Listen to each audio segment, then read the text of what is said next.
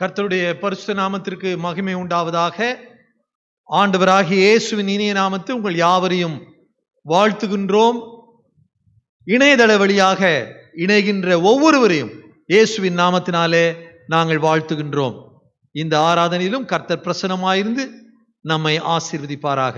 ஆராதனைக்கு ஆரம்பமாக கண்களை மூடி ஜெபம் செய்வோம். கர்த்தரை துதியுங்கள், அவர் நல்லவர், அவர் கிருபை என்றும் உள்ளது. துதிகளின் மத்தியில் வாசம் செய்கிற எங்கள் அன்பின் ஆண்டவரே, இந்த மகிழ்வான கால வேளைக்காக நாங்கள் நன்றி செலுத்துகின்றோம். இந்த மன மகிழ்ச்சியின் நாளிலே தேவரீருடைய நாமத்தை புகழ்ந்து போற்றி இந்த ஆராதனையில் கலந்து கொள்ளும் வாய்ப்புக்காக நன்றி. நீர் வாரும் எங்கள் மத்தியில் பிரசன்னமாயிரும். ஆவியோடும் உண்மையோடும் பரிசுத்த அலங்காரத்தோடும் உம்மை தொழுது கொள்ள கிருபை செய்யும். இயேசுவின் நாமத்தில் ஜெபிக்கிறோம் பிதாவே, ஆமேன். நாம் கர்த்தரை போற்றுபவர்களாக பாமாலையில் 327 பாமாலையை பாடுவோம். வாழ்நாளில் யாது நேரிட்டும். பாமாலை 327.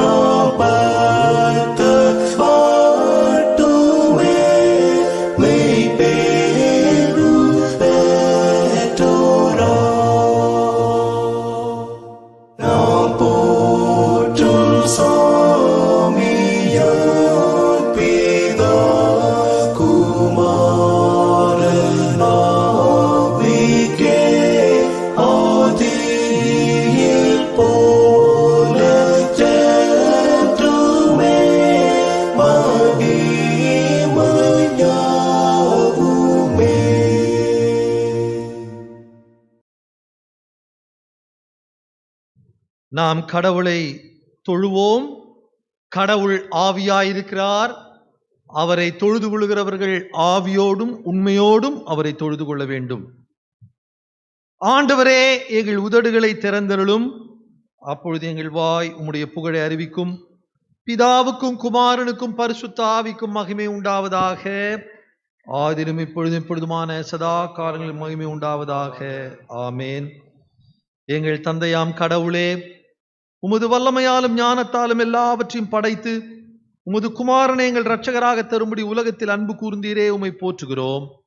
குமாரனாம் கடவுளே, பாவத்தை தவிர்த்து எல்லாவற்றிலும் எங்களைப் போல் மனிதனாகி எங்கள் பாவங்களுக்காக ஒப்பு கொடுக்கப்பட்டு எங்கள் நீதிக்காக உயிர் தெழும்பியவரே, உம்மை போற்றுகின்றோம். பரிசுத்த ஆவியானவராகிய கடவுளே, எல்லா உண்மைக்குள்ளும் எங்களை வழி நடத்தி கடவுளின் அன்பை எங்கள் நெஞ்சில் பொழிகிறவரே, உம்மை போற்றுகிறோம். பிதா குமாரன் பரிசுத்த ஆவியாகிய கடவுளே, உமக்கே எக்காலமும் எல்லா புகழும் மகிமையும் உண்டாவதாக. ஆமேன். நாம் இருக்கிற இடங்களிலே அமைதியாக நாம் பாவங்களை ஆண்டவரிடம் அறிக்கையிட்டு மன்னிப்பு கேட்போமாக.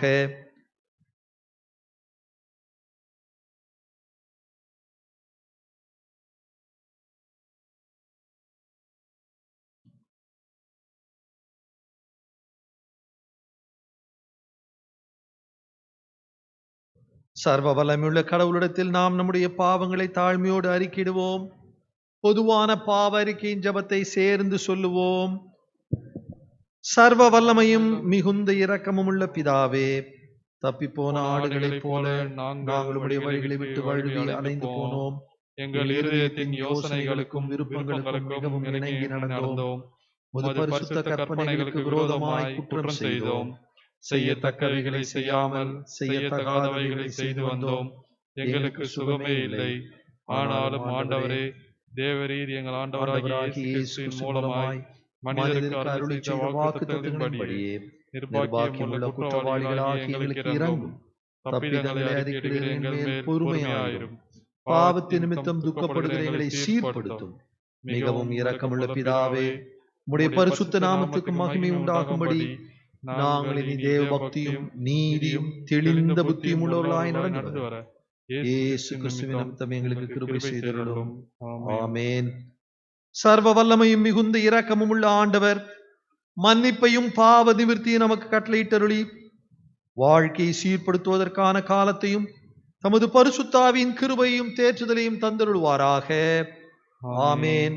ஆண்டவரை துதியுங்கள். ஆண்டவர் நாமம் துதிக்கப்படுவதாக. அமர்வோம். வேத பாடம் வாசிக்க கேட்போம்.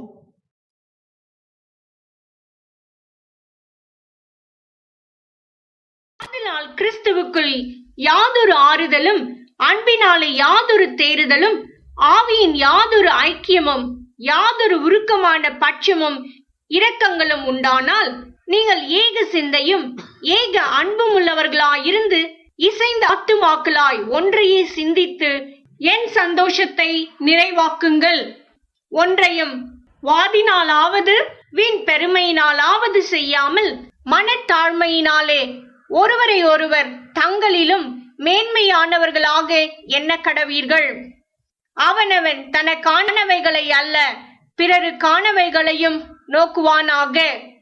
கிறிஸ்து இயேசுவில் இருந்த சிந்தையே உங்களிலும் இருக்க கடவது. அவர் தேவனுடைய ரூபமாயிருந்தும் தேவனுக்கு சமமாயிருப்பதை கொள்ளையாடின பொருளாக எண்ணாமல் தம்மை தாமே வெறுமையாக்கி அடிமையின் ரூபம் எடுத்து மனுஷ சாயலானார். அவர் மனுஷ ரூபமாய் காணப்பட்டு மரண பரியந்தம், அதாவது சிலுவையின் மரண பரியந்தமும் கீழ்ப்படிந்தவராகி தம்மை தாமே தாழ்த்தினார். ஆதலால் தேவன் எல்லாவற்றிற்கும் மேலாக அவரை உயர்த்தி இயேசுவின் நாமத்தில் வானோர் பூதலத்தோர் பூமியின் கீழானோருடைய முழங்கால் யாவும் முடங்கும்படிக்கும் பிதாவாகிய தேவனுக்கு மகிமையாக இயேசு கிறிஸ்து கர்த்தர் என்று நாவுகள் யாவும் அறிக்கை பண்ணும்படிக்கும் எல்லா நாமத்திற்கும் மேலான நாமத்தை அவருக்கு தந்தருளினார். ஆதலால் எனக்கு பிரியமானவர்களே, நீங்கள் எப்பொழுதும் கீழ்ப்படுகிறபடியே நான் உங்களுக்கு சமீபமாயிருக்கும் பொழுது மாத்திரமல்ல, நான் தூரமாயிருக்கிற இப்பொழுதும் அதிக பயத்தோடும் நடுக்கத்தோடும் உங்கள் ரட்சிப்பு நிறைவேற பிரயாசப்படுங்கள். ஏனெனில் தேவனே தம்முடைய தயவுள்ள சித்தத்தின்படி விருப்பத்தையும் செய்கையையும் உங்களில் உண்டாக்குகிறவராயிருக்கிறார்.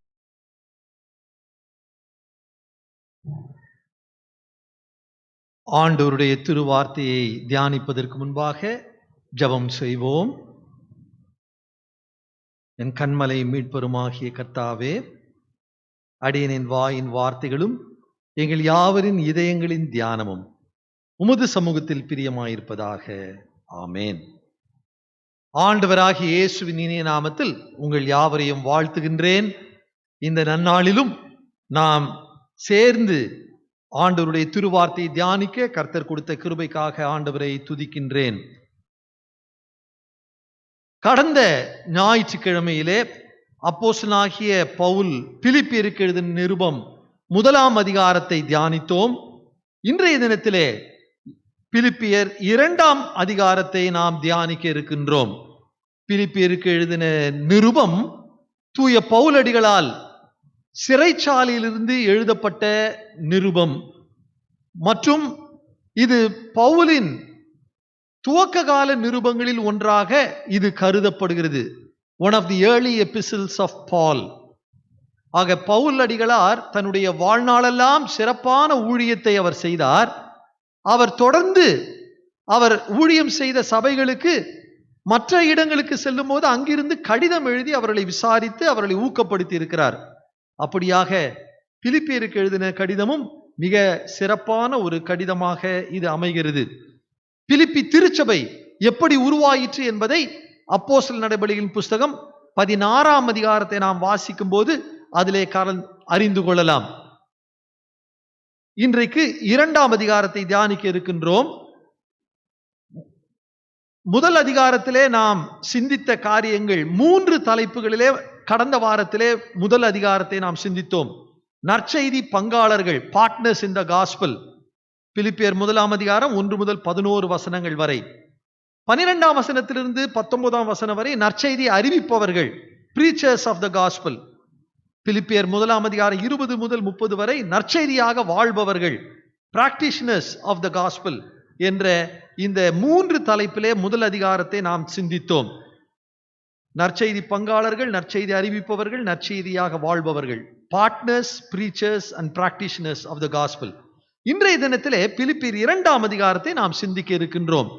பிலிப்பியர் 2ஆம் அதிகாரம் 5ஆம் வசனம் தான் மைய வசனமாக, தீம் வேர்ஸாக இந்த அதிகாரத்தில் இருக்கிறது.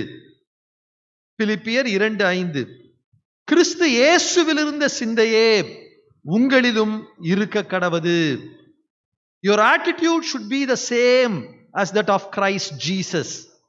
இது பழைய மொழிபெயர்ப்பிலே let this mind be in you which was also in Christ Jesus என்று மொழிபெயர்க்கப்பட்டிருக்கிறது.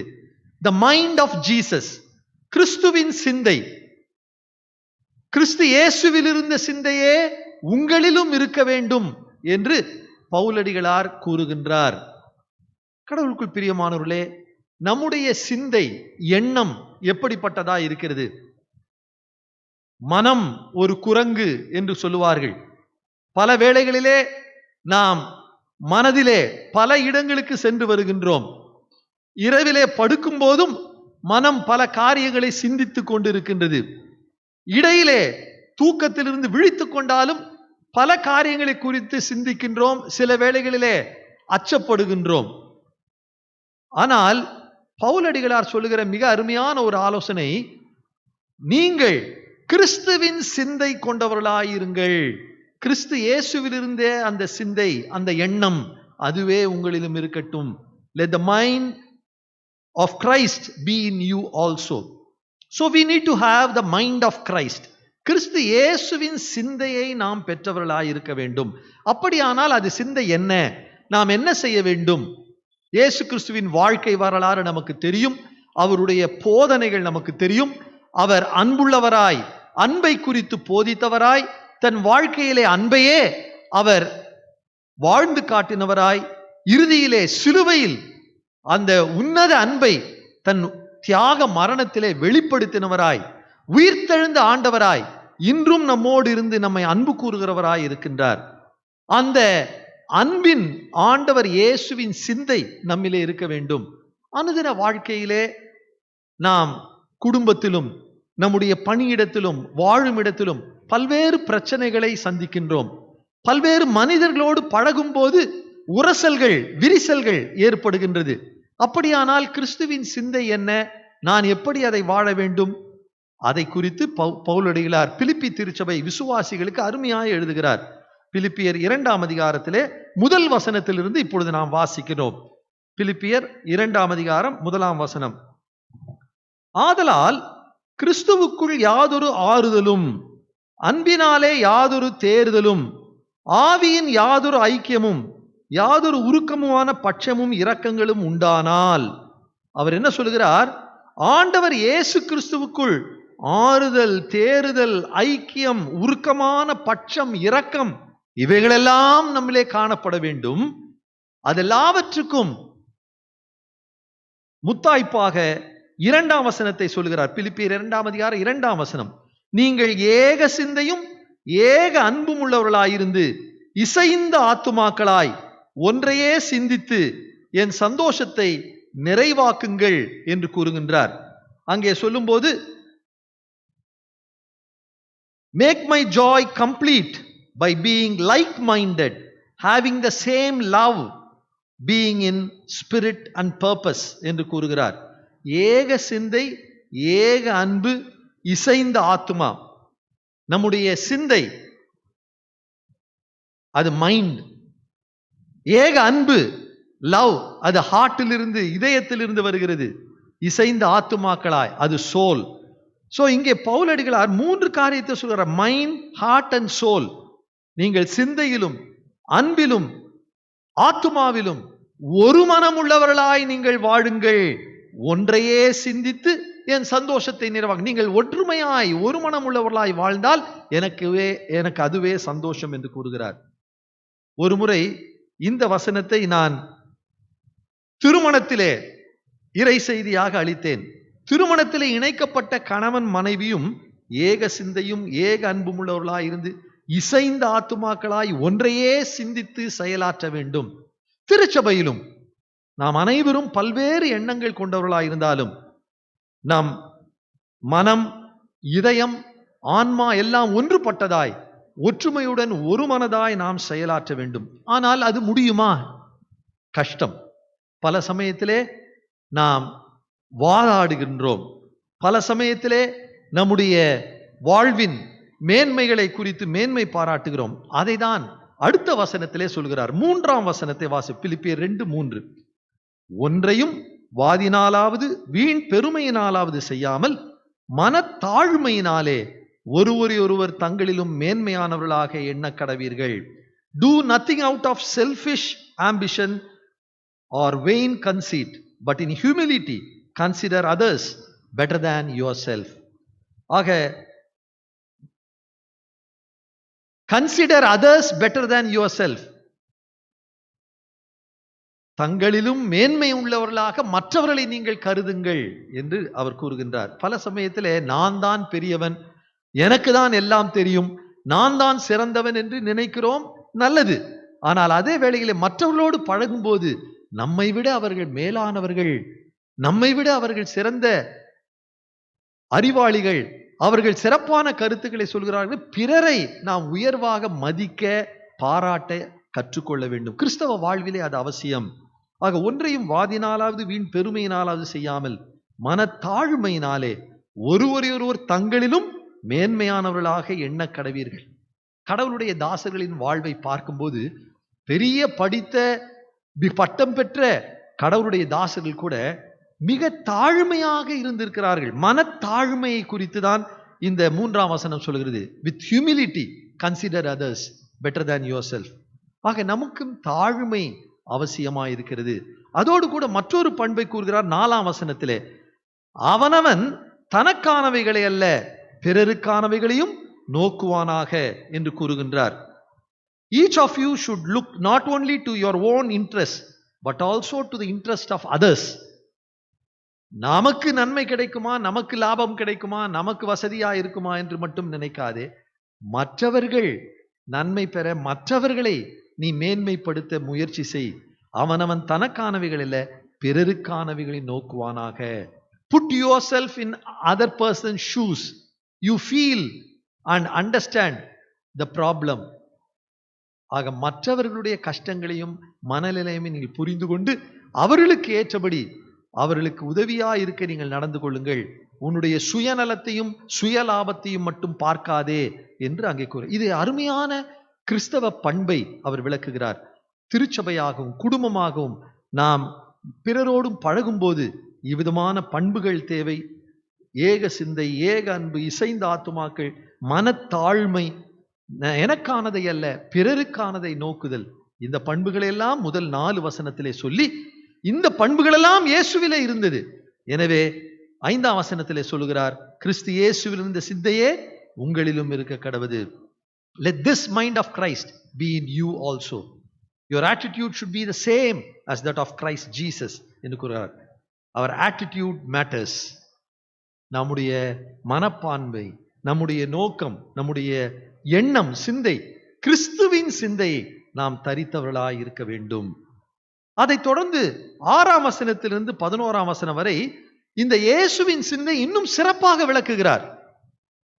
6ஆம் வசனத்திலிருந்து நாம் 11ஆம் வசனம் வரை நீங்கள் உங்கள் வேதத்தை திறந்து பார்க்கும்போது, ஒருவேளை தமிழிலே உரைநடையிலே மொழிபெயர்க்கப்பட்டிருக்கிறது. ஆங்கில வேதாகமத்தை பார்ப்பீர்களானால் வேறு ஃபார்மேட்ல அது மொழிபெயர்க்கப்பட்டிருக்கிறது, அது அலைன் பண்ணப்பட்டிருக்கிறது. அது கவிதை, அது ஒரு பாடல். verses Philippians chapter 2 verses 6 to 11 is considered as a hymn, Christological hymn. இயேசு கிறிஸ்துவை புகழ்ந்து பாடின ஒரு பாடல் அது. In original Greek language, it is composed as a hymn with all the Greek literary style. நம்மளுக்கு தமிழ்ல பாடல் பாடும்போது எதுகை, மோனை, இந்த இசை, தாளம் இதெல்லாம் வைத்து நாம் பாடல் எழுதுவோம். அதை போல கிரேக்க கலாச்சார மொழி நடையிலே இது அருமையான ஒரு பாடலாக எழுதப்பட்ட பாடல். யார் எழுதினால்? ஒருவேளை பவுல் எழுதினாரா, அல்லது ஆதி திருச்சபையிலே இது பாடப்பட்ட ஒரு பாடலை இவர் மேற்கோள் காட்டுகிறாரா, அது தெரியாது. ஆனால் பவுல் எழுதின் மூலமாக நாம் கற்றுக்கொள்கிறோம். மிக அருமையான ஒரு பாடல் இது. பிலிப்பியர் 2ஆம் அதிகாரம் 6ஆம் வசனத்திலிருந்து 11ஆம் வசனம். அது முதல் வரி என்ன சொல்லுகிறது?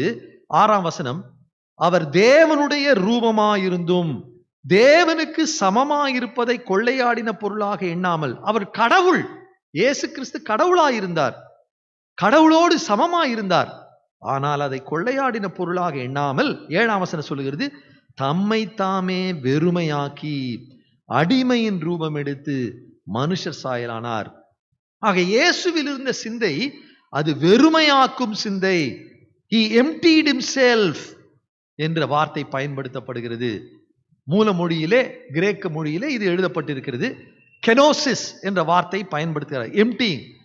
ஒரு பாத்திரத்தில் தண்ணீரோ எண்ணெயோ இருக்குமானால் முழுவதுமாக கடைசி சொட்டு வரை அது கவிழ்த்து கொட்டிவிட்டால் அதுல ஒன்றுமே இருக்காது. அப்படியாக emptied himself, அதை தன்னையே, தேவத்துவத்தை எல்லாம் வெறுமையாக்கி விட்டார். இன்றைக்கு கிறிஸ்துவின் சிந்தை நம்மில் இருக்கிறதா? வெறுமையாக்கும் சிந்தை நம்மிடத்தில் இருக்கிறதா? நாம் எல்லாம் பெற்றுக்கொள்ள வேண்டும், இன்னும் வேண்டும், இன்னும் வேண்டும் என்றுதான் நான் திருப்தி அடையாமல் இன்னும் அதிகமான காரியங்களை பெற்றுக்கொள்ளவே விரும்புகிறோம். ஆனால் நம்மை வெறுமையாக்கும் சிந்தை தேவை. என்னுடைய பெருமை, என்னுடைய புகழ், என்னுடைய பட்டம், என்னுடைய காரியங்கள், இவைகளெல்லாம் ஒன்றுமில்லை என்று கருதி நாம் வெறுமையாக்கி, கிறிஸ்துவுக்காக நான் என்னை வெறுமையாக்குகின்ற அந்த சிந்தை, emptying mind was the mind of Christ. அதை தொடர்ந்து அதே 7ஆம் வசனத்தில் சொல்கிறார், அவர் அடிமையின் ரூபம் எடுத்தது. அடிமை என்பவர் ஸ்லேவ், தூலாஸ் என்ற கிரேக்க வார்த்தை பயன்படுத்தப்படுகிறது. அவர்களுக்கு, அடிமைகளுக்கு எந்த விதமான உரிமைகளும் கிடையாது. எல்லா அடிமட்ட வேலைகளையும் அவர்கள் செய்ய வேண்டும். அப்படியாக இயேசு அடிமையின் ரூபம் எடுத்து மனுஷர் சாயலானார். அதை தொடர்ந்து அடுத்த வசனத்திலே சொல்லும்போது தம்மைத்தாமே தாழ்த்தினார். 8ஆம் வசனத்திலே அவர் மனுஷ ரூபமாய் காணப்பட்டு, பிலிப்பியர் 2:8, அவர் மனுஷ ரூபமாய் காணப்பட்டு மரண பரியந்தம், அதாவது சிலுவையின் மரண பரியந்தம் கீழ்ப்படிந்தவராகி தம்மைத்தாமே தாழ்த்தினார் என்று வார்த்தை வருகிறது. ஆக 7ஆம் வசனத்திலே, 7ஆம் வசனம், தம்மைத்தாமே வெறுமையாக்கி, வெறுமையின் சிந்தை, அடிமையின் ரூபம் எடுத்து தாழ்த்தினார். humble mind. He took the form of a slave, a servant. இன்றைக்கு அந்த இயேசுவின் சிந்தை நமக்கு இருக்கிறதா? இயேசு கிறிஸ்து அந்த அடிமையின் சிந்தையோடு அடிமை மட்டுமே செய்ய வேண்டிய பாதம் கழுவும் பணியை அவர் செய்தார். யோவான் 13ஆம் அதிகாரத்தை நாம் வாசிக்கும் போது, அந்த சீடர்களோடு கடைசி பஸ்கா விருந்தை அவர் அனுசரிக்கும் போது அவர் தண்ணீர் எடுத்து சீடர்களின் பாதங்களை எல்லாம் கழுவினார். அடிமைகள் தான் அந்த பணியை செய்வார்கள். இயேசு அடிமையின் ரூபம் எடுத்து தாழ்த்தி அவர் பணி செய்தார். இன்றைக்கு அப்படி பிறருக்கு பணி செய்ய ஆண்டவர் நம்மை அழைக்கிறார். டயகோனல் மினிஸ்ட்ரி, சேவை செய்யும் பணி, service. Christian ministry is service. அதனால்தான் நாம் ஆராதனை கூட சர்வீஸ் என்று சொல்கிறோம். சர்வீஸ்க்கு போறேன்னு சொல்றோம். Worship service. இது ஒரு சேவை, கடவுளுக்கு நாம் செய்கிற சேவை. கடவுளுக்கு மட்டும் சேவை செய்தால் போதும்னு நினைக்கிறேன். இல்லை இல்லை, ஆராதனை முடிந்து வெளியே போய் உலகத்துக்கு சேவை செய்ய வேண்டும். கடவுளின் மக்களுக்கு, பொதுமக்களுக்கு சேவை செய்ய வேண்டும். we need to serve the world, serve humanity. ஆண்டவர் இயேசு கிறிஸ்து அந்த பாதம் கழுவும் பணிக்காக தன்னையே தாழ்த்தினார். அந்த தாழ்மையின் சிந்தை நம்மிடத்திலே காணப்பட வேண்டும். தொடர்ந்து அடுத்த வசனம் 8ஆம் வசனத்தில் சொல்கிறார், அவர் மனுஷ ரூபமாய் காணப்பட்டு மரண பரியந்தம், அதாவது சிலுவையின் மரண பரியந்தம் கீழ்ப்படிந்தவராகி தம்மைத்தாமே தாழ்த்தினார். கீழ்ப்படிதலின் சிந்தை இருந்துச்சு. he had the obedient mind. அவர் எதற்கு கீழ்ப்படிந்தார்? தந்தைக்கு கீழ்ப்படிந்தார். பிதாவின் சித்தத்தை அவர் ஏற்றுக்கொண்டு அதற்கு கீழ்ப்படிந்து இந்த உலகத்தில் இரட்சகராக வந்து பிறந்தார். நமக்காக சிலுவையிலே மரித்தார். அதைதான் அவர் சொல்லுகிறார். அவர் மனுஷ ரூபமாய் காணப்பட்டு மரண பரியந்தம், சிலுவையின் மரண பரியந்தம் கீழ்ப்படிந்தவரானார். அந்த 8ஆம் வசனத்தை நான் வாசிக்கும் போது, he became obedient even to the point of death, even to the point of death on the cross. சிலுவை மரணம் என்பது கொடுமையானது. அந்த காலத்தில் அது அருவருக்கப்படத்தக்கது. கொலைபாதகர்கள், தேச துரோகிகள் அடைய வேண்டிய சித்திரவதை தண்டனை, அதையும் அவர் ஏற்றுக்கொண்டு பிதாவின் சித்தத்துக்கு கீழ்ப்படிந்தார். இன்றைக்கு நாம் கடவுளின் சித்தத்துக்கு கீழ்ப்படுகிறவர்களாய் இருக்கிறோமா?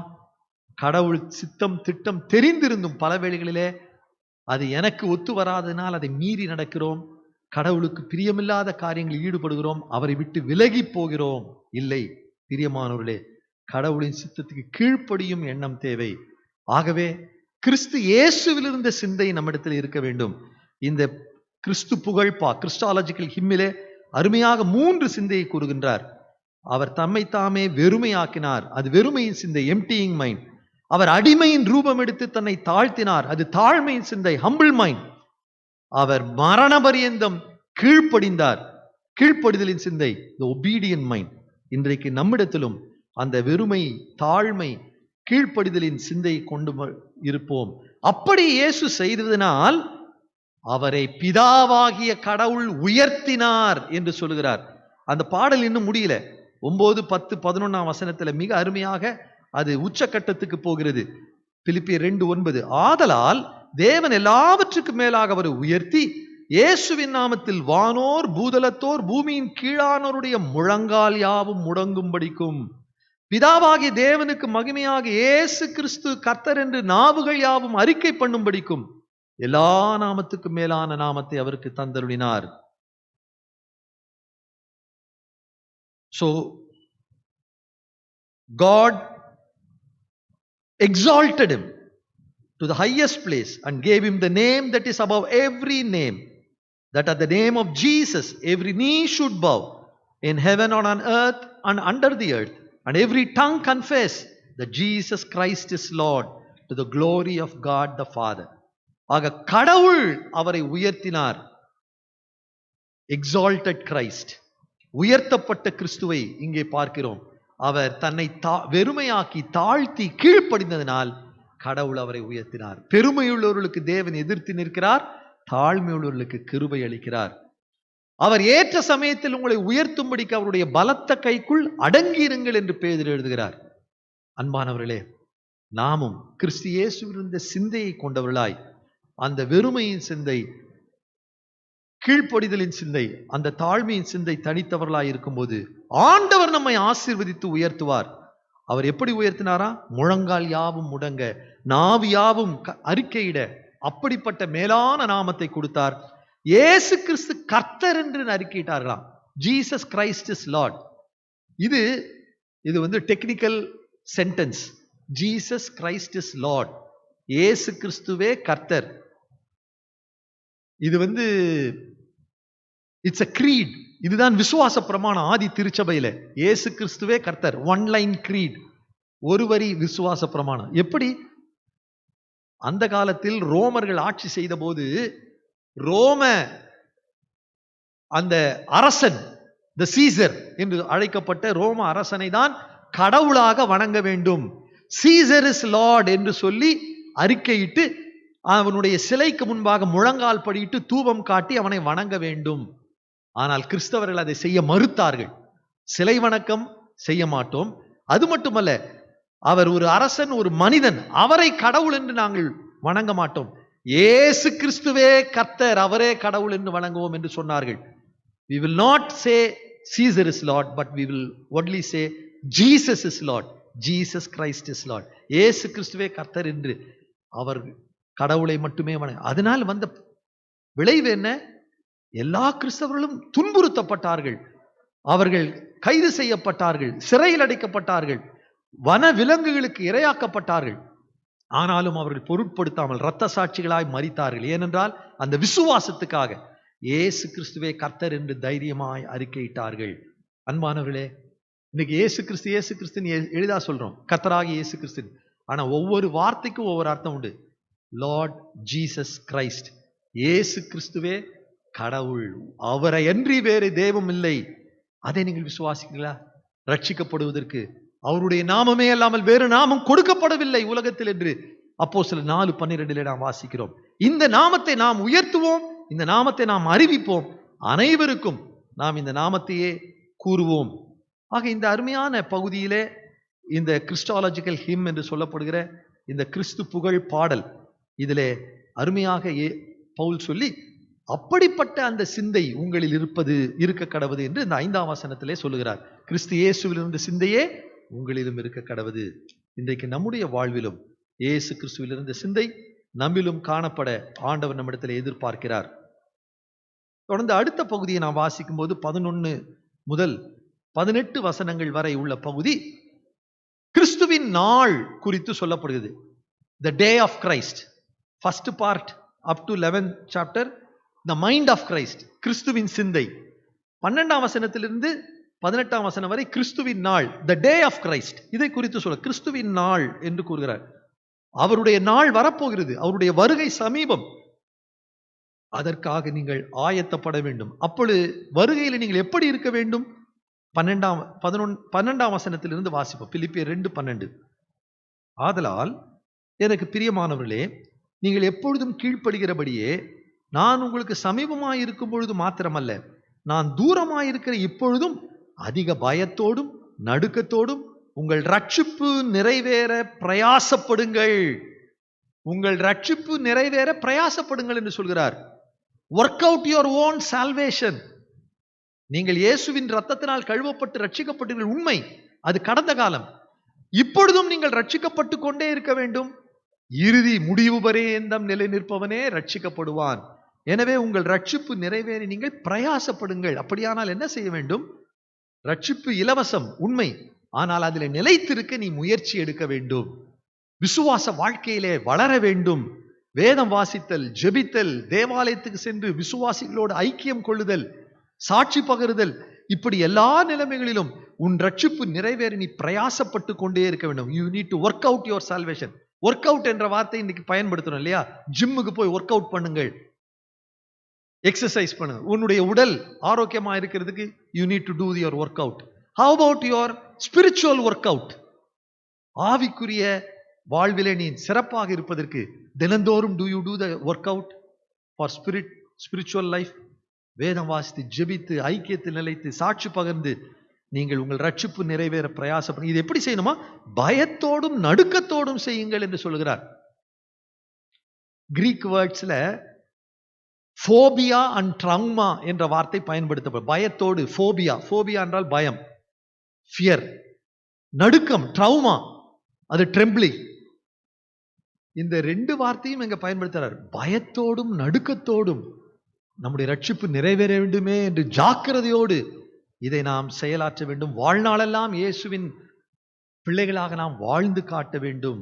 இடையிலே தவறிவிட்டால் நாம் வழுவி போய்விடுவர்களாய் மாறிவிடுவோம். எனவே பயத்தோடு நடுக்கத்தோடு உன் ரட்சிப்பு நிறைவேற பிரயாசப்படுங்கள். ஆனால் கடவுள் உங்களுக்கு உதவி செய்வார். பயப்படாதிருங்கள். விசுவாசத்தோடு இருக்கும்போது கர்த்தர் உதவி. அதை 13ஆம் வசனத்திலே வாசிக்கிறோம். பிலிப்பியர் 2:13. ஏனெனில் தேவனே தம்முடைய தயவுள்ள சித்தத்தின்படி விருப்பத்தையும் செய்கையும் உங்களில் உண்டாக்குகிறார். For it is God who works in you both to will and to work for his good pleasure என்று சொல்கிறார். ஆக கிறிஸ்து உங்களுக்கு, தேவன் உங்களுக்கு உதவி செய்வார். both to will and to work. நீங்கள் உங்களுக்கு விருப்பத்தையும் உண்டாக்குகிறார், அதை செய்து முடிக்க செய்கையும் உங்களிலே செய்கிறார், அதை ஆண்டவரே செய்கிறார். ஒர்க் என்ற வார்த்தை அங்க மூலமொழியா கிரேக்க மொழியிலே எனர்கெயின் என்ற வார்த்தை பயன்படுது. எனர்கெயின், அதிலிருந்து தான் எனர்ஜி என்ற வார்த்தை. எனர்ஜி என்றால் சக்தி. ஆக இதை நீங்கள் செய்வதற்கு உங்களுக்கு சக்தி கொடுக்கிறார் ஆண்டவர். பரிசுத்த ஆவியின் பலன், பரிசுத்த ஆவியினால் உங்களுக்கு சக்தி கொடுக்கிறார். ஆக 13ஆம் வசனம் சொல்ல, தேவனே தம்முடைய தயவுள்ள சித்தத்தின்படி விருப்பத்தையும் செய்கையும் உங்களில் உண்டாக்குகிறவராய் இருக்கிறார். அடுத்தது 14ல இருந்து வாசிக்கும் போது 14ஆம் வசனம், நான் வீணாக ஓடினதும் வீணாக பிரயாசப்பட்டதும் இல்லை என்ற மகிழ்ச்சி கிறிஸ்துவின் நாளில், அங்கதான் கிறிஸ்துவின் நாள் என்ற வார்த்தை வருகிறது. த டே ஆஃப் கிரைஸ்ட். அவர் அந்த நாளை எதிர்நோக்கி இருக்கிறார்.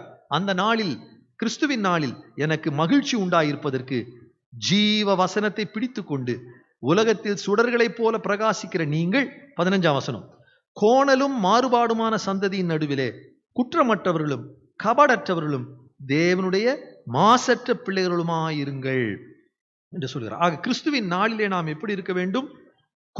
15ஆம் வசனம், கோணலும் மாறுபாடுமான சந்ததி நடுவில் குற்றமற்றவர்களாய் இருக்க வேண்டும், கபடற்றவர்களாய் இருக்க வேண்டும், தேவனுடைய மாசற்ற பிள்ளைகளாய் இருக்க வேண்டும். We need to become blameless and pure children of God without fault. Blameless, pure and without fault. குற்றமற்றவர்களும் கபடற்றவர்களும் தேவனுடைய மாசற்ற பிள்ளைகளுமாய் இருக்க நாம் என்ன செய்யணுமா? 14ஆம் வசனத்தை சொல்கிறாரு, ஜீவ வசனத்தை பிடித்து கொண்டு உலகத்தில் சுடர்களைப் போல பிரகாசிக்க வேண்டும். சுடர் என்ற வார்த்தை அங்கே மூலமொழியிலே ஸ்டார், அந்த வார்த்தை பயன்படுத்தப்படுகிறது. அங்கே எப்படி இருட்டிலே நட்சத்திரம் ஒளி வீசுகிறதோ அதை போல கோணலும் மாறுபாடுமான சந்ததி தான் இது. உலகம் கெட்டு போயிடுச்சுங்க, நாங்க இருந்த காலத்துல நல்லா இருந்துச்சு, இப்ப ரொம்ப மோசம்னு வயசானவங்க சொல்லுவாங்க. இப்ப இருக்கிற மிடில் ஏஜ் பீப்புள் சொன்னாங்க, நாங்க சின்ன பிள்ளைகளா இருக்கும்போது நல்லா இருந்துச்சு, இப்ப ரொம்ப மோசம்னு சொல்லுவாங்க. எப்படி இருந்தாலும் உலகம் கெட்டு போய் கொண்டே இருக்கிறது. இப்படி கோடலும் மாறுபாடுமான சந்ததியின் நடுவில் நீங்கள் நட்சத்திரங்களைப் போல இயேசுவின் வசனத்தை பிடித்து கொண்டு ஒளி வீசுங்கள், இயேசுவின் சாட்சியாயிருங்கள் என்று கூறுகிறார். எவ்வளவு அருமையா சொல்கிறார். அப்படி சொல்லுகிற விதத்திலே பல சமயத்திலே நம்முடைய ஐக்கிய வாழ்விலே பல குறைகள் இருக்கலாம். அதனால முறுமுறுப்பில்லாமலும் தர்க்கிப்பில்லாமலும் செய்யுங்கள் என்று 16ஆம் வசனம் சொல்கிறார். verse 16. எனவே எல்லாவற்றையும் முறுமுறுப்பில்லாமலும் தர்க்கிப்பில்லாமலும் செய்யுங்கள். without murmuring and arguing. murmur and arguing. பிறரை ஈஸியாக முறுமுறுத்து குறை சொல்லி விடுகிறோம், அல்லது இது செய்வது தவறு அல்லது நான் செய்தா சரி என்று தர்க்கம் செய்கிறோம், ஆர்கியூ பண்ணுகிறோம். இது ரெண்டுமே விட்டுறணும். Don't find fault or don't argue. முறுமுறுப்பில்லாமல் தர்க்கம் செய்யாமல் நீங்கள் ஆண்டவருடைய பிள்ளைகளாய் இருந்தால் கிறிஸ்துவின் நாளிலே நீங்கள் காணப்படுவீர்கள். 17ஆம் வசனம் 17. உங்கள் விசுவாசமாகிய பலியின் மேலும் ஊழியத்தின் மேலும் நாம் வார்க்கப்பட்டு போனாலும் நான் மகிழ்ந்து உங்கள் அனைவரோடும் கூட சந்தோஷப்படுவேன். இது நிமித்தம் நீங்களும் மகிழ்ந்து என்னோடு கூட சந்தோஷப்படுங்கள் என்று கூறுகிறார். ஆக அந்த நாளிலே நான் என்னையே பலியாக கொடுக்க வார்க்கப்பட விரும்புகிறேன், சாக்ரிஃபைஸை கூறுகிறார். அங்க பான பலி என்று அந்த பலி செலுத்தி அதன் மேல அந்த திராட்சை ரசத்தை எண்ணெயை ஊற்றுவார்கள். நெய்வேத்தியம்னு சொல்றாங்க இல்லையா, நெய்வேத்தியம் ஊற்றுதல். அப்படியாக நான் பான பலியாக வார்க்கப்பட்டு போனாலும் I am willing to sacrifice myself for the service of Christ, for the service to you என்று சொல்கிறார். So service and sacrifice both should go hand in hand. நம்முடைய வாழ்க்கையிலே அந்த தியாகமும் சேவையும் இணைந்து செயலாற்ற வேண்டும். நான் உங்களுக்காக அதை செய்ய ஆயத்தமாயிருக்கிறேன் என்று பவுல் கூற எவ்வளவு அருமையாக சொல்கிறார். ஆக கிறிஸ்துவின் நாளிலே நான் உங்களையெல்லாம் அந்த நாளிலே பார்க்க வேண்டும். அதற்காக இன்றைக்கு நான் உங்களுக்காக சேவை செய்ய, என்னையே தியாகம் செய்ய ஆயத்தம் என்று சொல்கிறார். இன்றைக்கு கிறிஸ்துவின் நாளில் பிறரை பார்க்க நாம் சேவை செய்கிறோமா, தியாகம் செய்கிறோமா, பிறரை விசுவாசத்தில் ஊக்கப்படுத்துகிறோமா? ஆக கிறிஸ்துவின் நாள் டே ஆஃப் கிரைஸ்டுக்காக எதிர்நோக்கி இருப்போம். ஆக பிலிப்பியர் 2ஆம் அதிகாரம் முதல் பகுதியிலே மைண்ட் ஆஃப் கிரைஸ்ட், கிறிஸ்துவின் சிந்தையை சொன்னார். 2ஆம் பகுதியிலே த டே ஆஃப் கிரைஸ்ட், கிறிஸ்துவின் நாள் எப்படி இருக்கும், அதற்காக நாம் எப்படி இருக்க வேண்டும் என்று சொல்லுகிறார். கடைசியாக த சர்வன்ட்ஸ் ஆஃப் கிரைஸ்ட், 19ஆம் வசனத்திலிருந்து கடைசி வரை கிறிஸ்துவின் ஊழியர்களை குறித்து சொல்கிறார். 2 ஊழியர்களுக்காரர்களை குறித்து சொல்கிறார். முதல் பகுதியில் 19ஆம் வசனத்தில் தீமோத்தேயுவை பற்றி சொல்கிறார். 25ஆம் வசனத்திலிருந்து எப்பாப்பிராதீத்து என்பவரை பற்றி சொல்கிறார். இந்த ஊழியக்காரர்களை குணாதிசயங்கள் எல்லாம் சொல்கிறார். தீமோத்தேயு அவன் சிறந்த விசுவாசியாயிருந்து ஒரு நல்ல ஒரு இயேசுவின் போர்ச்சேவகனாய் இருந்தார்.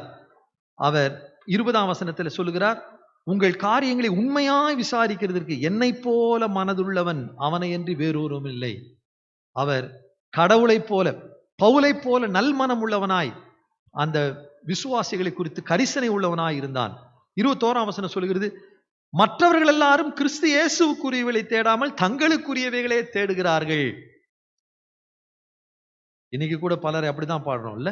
Everyone look out for their own interest and not of those of Jesus. இயேசுவுக்குரியவைகளை தேடாமல் தங்களுக்குரியவைகளை தேடுகிற கூட்டத்தின் நடுவிலே அவன் நல்மனதோடு அவன் ஊழியம் செய்கிறான் என்று கூறுகிறார். இன்றைக்கு நம்முடைய மனம் எப்படி இருக்கிறது? அதோடு கூட தகப்பன் பிள்ளைக்கு ஊழியம் செய்வது போல 22ஆம் வசனத்தில் சொல்கிறார், அவன் என்னோடு இணைந்து ஊழியம் செய்தான் என்று சொல்லுகிறார். ஆக இப்படிப்பட்ட நல்ல குணங்கள் ஊழியக்காரர்களுக்கு தேவை. ஆக 23ஆம் வசனம் சொல்லும்போது, எனக்கு என்ன நடக்கும் தெரியாது, இப்ப நான் சிறையில் இருக்கிறேன், அந்த ரோம அரசன் என்னை விடுதலை ஆக்கலாம் அல்லது கொலை செய்யலாம், எனக்கு என்ன நடக்கும்னு தெரியல. அது எனக்கு அந்த வேர்டிக்ட் வந்த பிறகு, தீர்ப்பு வந்த பிறகு நான் அவனை உங்களிடத்தில் அனுப்பலாம் என்று கர்த்தருக்குள் நம்பிக்கையா இருக்கிறேன் என்று 24ஆம் வசனத்தில் சொல்கிறார். I will send Timothy to you. பிலிப்பி பட்டணத்துக்கு தீமோத்தேயுவை நான் அனுப்புகிறேன் என்று சொல்லுகிறார். ஆக தீமோத்தேயுவின் நல்ல குணங்கள், ஊழியக்காரர். 2வது ஊழியக்காரர் எப்பாப்பிராத்தீத்து. எப்பாப்பிராத்தீத்து என்பவர் பிலிப்பி பட்டணத்தை சேர்ந்தவர். He was a convert in Philippian church. அந்த பிலிப்பி பட்டணத்தின் திருச்சபையில் இயேசுவை ஏற்றுக்கொண்டு புறமதத்திலிருந்து இயேசுவின் பிள்ளையாக மாறினவர். அதே விசுவாசத்தில் அவள் வந்து ஒரு சிறந்த சீடனாக சபைக்கு தலைவனாக மாறினவர். இப்பொழுது அந்த சபையார் என்ன பண்ணுகிறார்கள், தங்களுடைய சபையை ஸ்தாபித்த பவுல் சிறைச்சாலையில் இருக்கிறார் என்று சொல்லி அவருக்கு காணிக்கை கொடுத்து அனுப்புகிறார்கள், உதவித்தொகை கொடுத்து சில பொருட்களை கொடுத்து அனுப்புகிறார்கள். எப்பாப்பிராத்தீத்துவை தெரிந்து கொண்டு அவன் கையிலே கொடுத்து அனுப்புகிறார். ஆக எப்பாப்பிராடிட்டஸ் என்ற அந்த மனிதர் பயணம் செய்கிறார். நெடும் பயணம் செய்து பிலிப்பி பட்டண சபையார் கொடுக்கிற அந்த காணிக்கைகளையும் பொருட்களையும் பவுலுக்கு போய் சேர்க்கிறார். அதை பவுல் பெற்றுக்கொண்டு நன்றி கடிதமாக இதை எழுதுகிறது தான் இந்த பிலிப்பியருக்கு எழுதின நிருபம். அந்த எப்பாப்பிராத்தீத்து போன இடத்துல வியாதிப்பட்டு விடுகிறார். அவர் எப்படிப்பட்ட வியாதிப்பட்டார்? 26ஆம் வசனம், பிலிப்பியர் 2:26, அவன் உங்கள் எல்லார் மேலும் வாஞ்சி உள்ளவனும் தான் வியாதிப்பட்டதை நீங்கள் கேள்விப்பட்டதுனாலே மிகவும் வியாகுலப்படுகிறவனுமா இருக்கிறான். நான் இங்க வந்த இடத்துல சுகவீனமாயிடுச்சுன்னு எங்க ஊருக்கு சொல்லாதீங்க, இங்கே சுகமான பிறகு நான் ஊருக்கு போறேன்னு சொல்லியிருக்கிறான். ஆனா கூட எப்படியோ அவங்க கேள்விப்பட்டாங்க, ஐயோ நாங்கள் அனுப்பின அந்த மனிதர் சுகவீனமாயிட்டாரே என்று அவர்கள் வருத்தப்படுகிறார்கள். நான் வியாதிப்பட்டதை நீங்கள் கேள்விப்பட்டதால் மிகவும் வியாகுலம். இன்றைக்கு கூட நிறைய பேர் கொள்ளை நோயினால் பாதிக்கப்பட்டு சுகவீனமாக இருக்கிறார்கள். அவர்கள் சுகவீனமாக இருக்கிறது வெளியில சொல்ல விரும்பவில்லை, மற்றவர்கள் கஷ்டப்படுவாங்களேன்னு. ஆனாலும் எப்படியோ நம்ம கேள்விப்பட்டு அவங்களை விசாரிக்கும் போது அவர்கள் தேற்றப்படுகிறார்கள். அதில் அவர் சொல்லுகிறார், அவன் 27ஆம் வசனத்தை வாசிப்போம். பிலிப்பியர் 2:27, அவன் வியாதிப்பட்டு மரணத்துக்கு சமீபமாக இருந்தது மெய்தான், ஆகிலும் தேவன் அவனுக்கு இறங்கினார். அவனுக்கு இறங்கினதும் அல்லாமல் துக்கத்தின் மேல் துக்கம் எனக்கு உண்டாகாதபடிக்கு எனக்கும் இறங்கினார். வியாதி மட்டுமல்ல, மரணத்துக்கு சமீபமாயிருந்தான், ஆனால் கடவுள் இறங்கி அவனுக்கு உயிர் பிச்சை கொடுத்தார் என்று கூறுகிறார். இன்றைக்கு இந்த பேண்டமிக் கொரோனா கொள்ளை நோயில் அநேகர் வியாதிப்பட்டு மரணத்துக்கு சமீபமாயிருக்க, மரணத்தின் வாசல் வரை போய் அநேகருக்கு கடவுள் இறங்கி மீண்டு சுகம் பெற்று வந்திருக்கிறார்கள். அப்படிப்பட்ட கடவுளுடைய பிள்ளைகளுக்காய் கர்த்தருக்கு ஸ்தோத்திரம். அநேக ஊழியக்காரர்கள், எப்பாப்பிராத்தீத்துவை போல ஊழியக்காரர்கள் அநேகர் அதிகமாய் சுகவீனப்பட்டு மரணத்தின் வாசலில் போய் வந்திருக்கிறார், மீண்டு வந்திருக்கிறார். அவர்களுக்காய் கர்த்தரை ஸ்தோத்திரிப்போம். கடவுள் அவர்களுக்கு இறங்கினார், நமக்கும் இறங்கினார். அவர்கள் இன்னும் ஊழியம் செய்யவும், அவர்களுடைய ஊழியத்தின் மூலமாய் நாம் பயன்பெறவும் கடவுள் நமக்கும் இறங்கினார். கடவுளுக்கு நன்றி சொல். எனவே இப்படிப்பட்டவர்களை நீங்கள் சந்தோஷமாய் ஏற்றுக்கொள்ளுங்கள் என்று சொல்லுகிறார். 28-29ஆம் வசனம். 28, ஆகையால் நீங்கள் அவனை மறுபடியும் கண்டு சந்தோஷப்படவும் என் துக்கம் குறையும் அவனை அதிசீக்கிரமாய் அனுப்பி இருக்கிறேன். 29ஆம் வசனம், ஆனபடியினால் நீங்கள் கர்த்தருக்குள் மிகுந்த சந்தோஷத்தோடு அவனை ஏற்றுக்கொண்டு இப்படிப்பட்டவர்களை கனமாய் எண்ணுங்கள். Welcome him in the Lord with great joy and honour such people என்று கூறுகிறார். ஆக அப்படிப்பட்டவர்களை நாம் சந்தோஷத்தோடு ஏற்றுக்கொள்ள வேண்டும். அவர்களை மதித்து உயர்வாய் அவர்களை கனம் பண்ண வேண்டும். இன்றைக்கு அநேக ஊழியக்காரர்கள் பாதிக்கப்பட்டிருக்கிறார்கள். அநேக மிஷனரிகள் இந்த கொரோனா கொள்ளை நோயினால் பாதிக்கப்பட்டிருக்கிறார்கள். ஆனால் சிலர் மரித்து விட்டார்கள். தங்களுடைய துணைவிகளை இழந்திருக்கிறார்கள், பிள்ளைகளை இழந்திருக்கிறார்கள், தங்கள் குடும்ப ஆதாரத்தை எல்லாம் இழந்திருக்கிறார்கள். அப்படிப்பட்டவர்களை நாம் தாங்குகிறோமா? எப்படி பிலிப்பி திருச்சபை அந்த ஊழியக்காரர்களை ஜபத்தாலும் பொருளாலும் ஈகையாலும் தாங்கினார்களோ, அப்படியாக இப்படி பாதிக்கப்பட்ட ஊழியங்களையும் ஊழியக்காரர்களையும் நாம் ஜபத்தாலும் நம்முடைய ஈகையாலும் நன்கொடையாலும் பொருளாலும் நாம் தாங்குவோம். இப்படிப்பட்டவர்களை நீங்கள் மிகுந்த சந்தோஷத்தோடு ஏற்றுக்கொண்டு அவர்களை கனமாய் எண்ணுங்கள் என்று சொல்கிறார். ஏனென்றால் அவர் கடவுளுக்கும் எனக்கும் ஊழியம் செய்தார் என்று சொல்கிறார். 30ஆம் வசனத்தில் சொல்லும்போது, ஏனெனில் நீங்கள் எனக்கு செய்ய வேண்டிய ஊழியத்திலே உங்கள் குறைவை நிறைவாக்கும்படிக்கு அவன் தன் பிராணனையும் எண்ணாமல் கிறிஸ்துவின் ஊழியத்து நிமித்தம் மரணத்துக்கு சமீபமாயிருந்தான். He almost died for the work of Christ, risking his life to make up for the help you could not give me. நீங்கள் தான் எனக்கு வந்து சேவை செய்யணும், உங்களுக்கு பதிலா அவனை நீங்க அனுப்புனீங்க, அவன் எனக்கு சேவை செய்யணும். அந்த சேவையிலே அவன் வியாதிப்பட்டு மரணம் அடைகிற நிலைமைக்கு போய்விட்டான். He risked his life to serve me, to serve God என்று சொல்கிறார். Are you willing to take risks?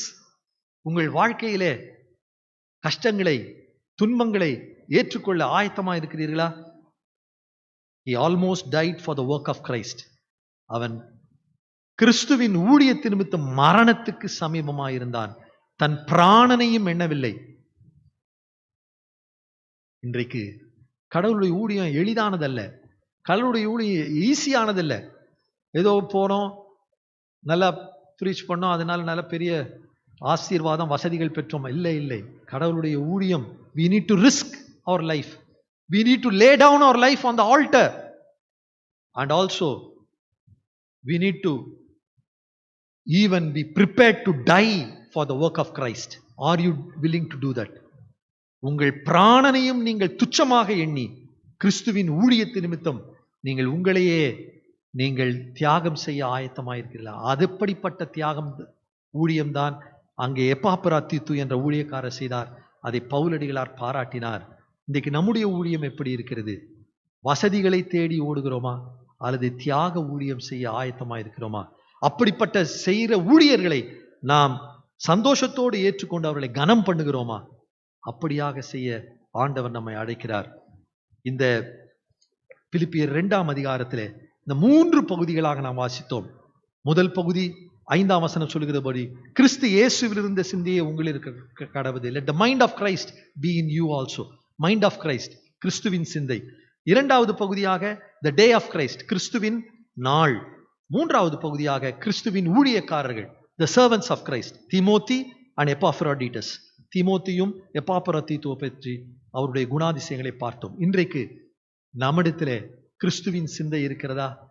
அந்த வெறுமையின் சிந்தை, தாழ்மையின் சிந்தை, கீழ்ப்படிதலின் சிந்தை கொண்டு நாம் இயேசுவுக்கு நம்முடைய உயிரையும் துச்சமாக மதித்து let us even risk our life for the service of Christ.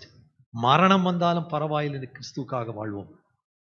கிபி 252 252 AD அதிலே கார்த்தேஜ் என்ற பட்டணத்தில் ஒரு சிறு கிறிஸ்தவ திருச்சபை, புதிய விசுவாசிகள், அவர்களுக்கு தலைவராக போதகராக இருந்தவர் சிப்ரியன் என்பவர். அவர் வாழ்ந்த காலத்திலே ஒரு பெரிய கொள்ளை நோய் அந்த ஊர் முழுவதும் தாக்கி அநேகர் கொத்து கொத்தாக மரித்தார்கள். வீதிகள் எல்லாம் சடலம், அடக்கம் பண்ணுவதற்கும் ஆள் இல்லை. அப்பொழுது சிப்ரியன் என்ற அந்த சர்ச் ஃபாதர் அவரும் அவருடைய விசுவாசிகளை அழைத்து நாம் போய் இவர்களுக்கு சேவை செய்வோம் என்று அவரும் அவர் விசுவாசிகளும் அந்த சடலங்களெல்லாம் எடுத்து கொண்டு போய் அடக்கம் செய்து அப்படி பாதிக்கப்பட்ட மக்களுக்கெல்லாம் பராமரிப்பு செய்து அவர்களை தேற்றினார்கள் என்று வரலாறு கூறுகிறது. இப்படியாக அநேக மிஷனரிகள், நம்முடைய தமிழ்நாட்டுக்கு வந்த மிஷனரிகள் கூட 150 ஆண்டுகளுக்கு முன்பாக நம்ம கிராமங்களில் ஊழியம் செய்வது காலரா நோய், பிளேக் நோய், இதிலெல்லாம் கொத்து கொத்தாக மக்கள் மரித்து கொண்டுதான் இருந்தார்கள். அவர்களுக்கெல்லாம் மிஷனரிகள் போய் ஊழியம் செய்து சில மிஷனரிகள் அவர்களும் பாதிக்கப்பட்டு மரணம் அடைந்து இருக்கிறார்கள். இதுதான் risking life for the service of Christ. Are you willing to take risk during this pandemic? இந்த கஷ்டமான காலங்களிலே எல்லாரும் தங்களை காத்துக் கொள்ளும்போது கிறிஸ்துவுக்காக, சேவைக்காக, பிறரின் நன்மைக்காக நாம் நம்ம உயிரையும் துச்சமாக மதித்து கடவுளுக்கு சேவை செய்வோம். கர்த்தர் நம்மோடு இருப்பார். கிறிஸ்து இயேசுவில் இருந்த சிந்தையே நம்மிலும் இருப்பதாக. ஜெபம் செய்வோம்.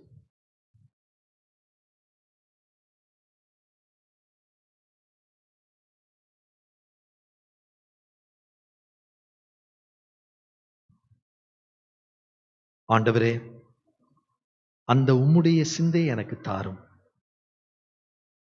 அந்த உம்முடைய நாளுக்காக எதிர்நோக்கி இருக்கவும் நான்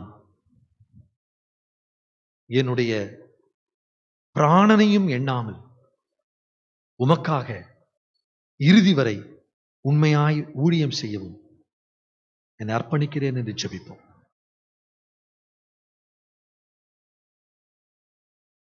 எங்கள் அன்பின் ஆண்டவரே, இந்த நாளிலும் பிலிப்பியர் 2ஆம் அதிகாரத்தின் பேரிலே நீர் எங்களோடு கற்றுக் கொடுத்த ஆழ்ந்த சத்தியங்களுக்காக நன்றி செலுத்துகின்றோம்.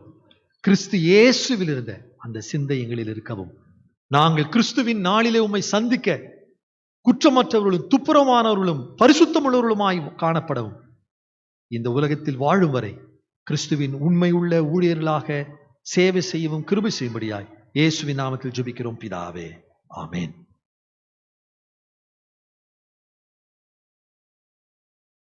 ஆண்டவருடைய திருவார்த்தை கேட்ட நாம் அவர் மீது வைத்திருக்கிற விசுவாசத்தை இப்பொழுது அறிக்கையிடுவோம். இருக்கிற இடங்களில் நாம் யாவரும் எழுந்து நின்று அப்போஸ்தல விசுவாச பிரமாணத்தை சேர்ந்து சொல்லுவோம். வானத்தையும் பூமியும் படைத்த சர்வ வல்லமையுள்ள பிதாவாகிய தேவனை விசுவாசிக்கிறேன். அவருடைய ஒரே குமாரனாகிய நம்முடைய நாதர் இயேசு கிறிஸ்துவை விசுவாசிக்கிறேன். அவர் பரிசுத்த ஆவியினாலே கன்னிமரியாளிடத்து உட்பவித்து பிறந்தார். பொந்தி பிலாத்தின் காலத்தில் பாடுபட்டு சிலுவையில் அறையுண்டு மரித்து அடக்கம் பண்ணப்பட்டு பாதாளத்தில் இறங்கினார். 3ஆம் நாள் மரித்தோரிடத்து எழுந்தருளினார். பரமண்டலத்துக்கேறி சர்வ வல்லமையுள்ள பிதாவாகிய தேவனுடைய வலது பாரிசத்திலே வீற்றிருக்கிறார். அவ்விடத்திலிருந்து உயிருள்ளோரையும் மரித்தோரையும் நியாயம் தீர்க்க வருவார். பரிசுத்த ஆவியை விசுவாசிக்கிறேன். பொதுவாயிருக்கிற பரிசுத்த சபையும் பரிசுத்தவான்களுடைய ஐக்கியமும் பாவ மன்னிப்பும் சரீர உயிர்த்தெழுதலும் நித்திய ஜீவனும் என்று விசுவாசிக்கிறேன். ஆமென். அமர்வோம். கடவுள் அன்பானவர்களே, நம்முடைய CSA மிஷனரி சாப்பல் அருட்பணியாளர் ஆலயத்தின் அருளுரைஞர், லே பிரீச்சர் மற்றும் நம்முடைய ஆலய முன்னாள் செயலர் திரு ஐசக் பாண்டியன் அவர்கள் தங்கள் வாழ்விலும் குடும்பத்திலும் கர்த்தர் செய்த நன்மைகளை சாட்சியாக இப்பொழுது அறிவிப்பார்கள். ஆண்டவருடைய பரிசுத்த நாமம் மகிமைப்படுவதாக. கிறிஸ்துவுக்குள் அன்பான திருச்சபையாரே, உடன் விசுவாசிகளே, இந்த காணொளி மூலமாக கர்த்தர் எங்களுடைய வாழ்க்கையிலே செய்து முடித்த நன்மைகளை நினைவு கூர்ந்து மற்றும் ஒரு காரியத்திற்காக நாங்கள் ஆண்டவருக்கு நன்றி கூறுவனுமாக இந்த சாட்சியினை பதிவு செய்கின்றோம். ஆண்டவரும் இரட்சகருமாகிய இயேசு கிறிஸ்து நாமத்தினாலே உங்களை அனைவரையும் வாழ்த்துகின்றோம். கிறிஸ்துவுக்குள் அன்பானவர்களே, ஏப்ரல் மாதத்திலே 17ஆம் தேதியிலே நான் சுகமில்லாமல் இருந்தேன். டயரியா வித் ஃபீவர் இருந்தது.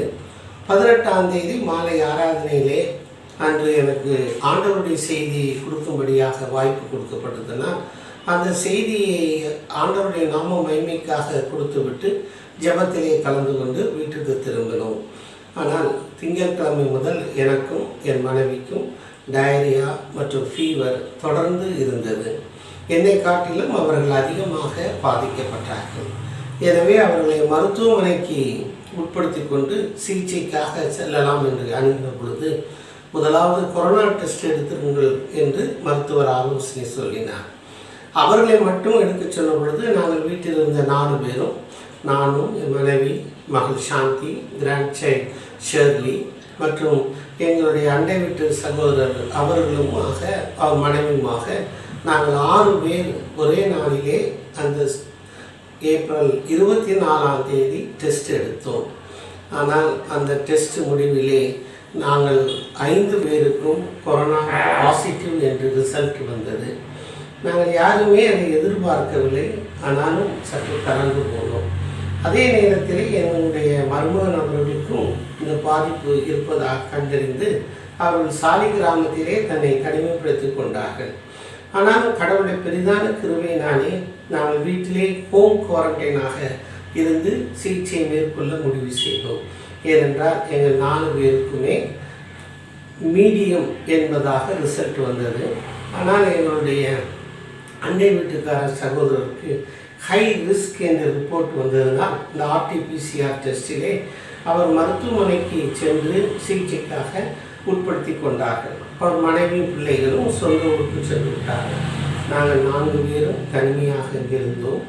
என் கர்த்தர் எங்களோடு இருந்தார். நாங்கள் மனைவி அதிகமாக பாதிக்கப்பட்ட போது அவர்களை மருத்துவமனையிலே சேர்க்கலாம் என்று குமரன் மருத்துவமனையில் தொடர்பு கொண்டு தம்பி பிரபாகரன் PRO அவரிடம் தொடர்பு கொண்ட பொழுது, அங்கிள் அங்கு இடமே காலி இல்லை, நாளைக்கு முடிந்தால் ஒரு பிளாக் பண்ணுகிறேன் என்று சொன்னார்கள்.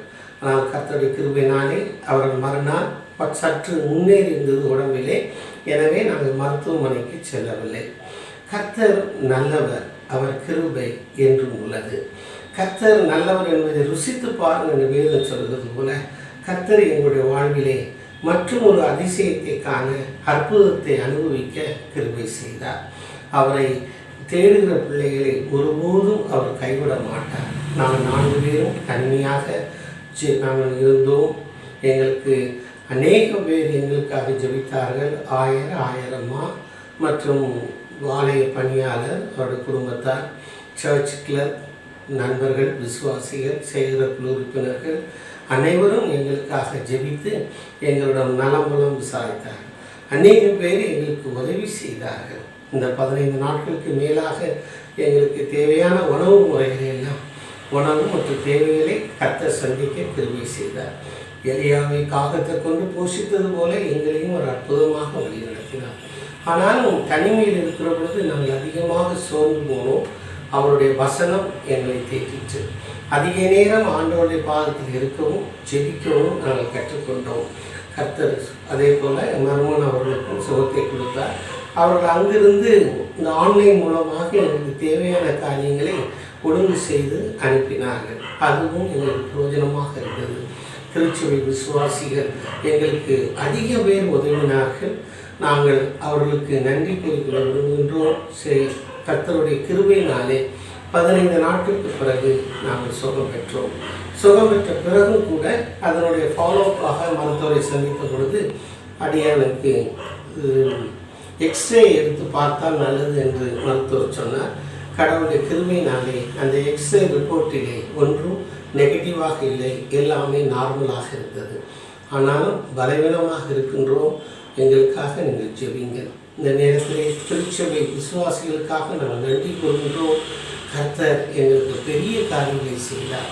அவர் செய்து முடித்த நன்மைகளுக்காக நான் எண்ணத்தை செலுத்துவேன், ரட்சிப்பின் பாத்திரத்தை எடுத்துக்கொண்டு உண்மை தொழுது கொள்வேன் என்று சங்கீதக்காரன் சொல்வது போல நாங்களும் குடும்பமாக அவருக்கு நன்றி செலுத்துகின்றோம். அவர் ஊழியத்தை தொடர்ந்து செய்ய கர்த்தர் எங்களை பலப்படுத்துவாரார். இதே நேரத்திலே நமது திருச்சபையிலே அநேக விசுவாசிகள் இந்த லாக்டவுன் பீரியடில் கர்த்தருடைய ராஜ்யத்திற்கு என்று கடந்து சென்றிருக்கிறார்கள். அது ஏன் என்று நாம் கேட்பதற்கு நம் உரிமை இல்லை. அவருடைய விசுவாச வாழ்க்கைக்காக நாம் ஆண்டவருக்கு நன்றி செலுத்துவோம். அவர்களை பிரிந்திருக்கிற குடும்பத்தாருக்காக திருச்சபையார் தொடர்ந்து நாம் திருச்சபை குடும்பமாக ஜெபிப்போம். மிஷினரி அம்மா அவர்களுடைய ஜெபத்திற்காகவும் நான் நன்றி கூறுகின்றேன். கர்த்தர் எங்களை அற்புதமாகவும் அதிசயமாகவும் இந்த காலங்களிலே வழிநடத்தினார். நாம் ஜெபிக்கின்ற பொழுது, மற்றவர்களுக்காக ஜெபிக்கின்ற பொழுதும் கர்த்தர் அற்புதமாக ஆசீர்வாதங்களை கொடுத்து அற்புத விடுதலையை கொடுக்கின்றார். ஆண்டவருக்கு மகிமை உண்டாவதாக. ஆமென்.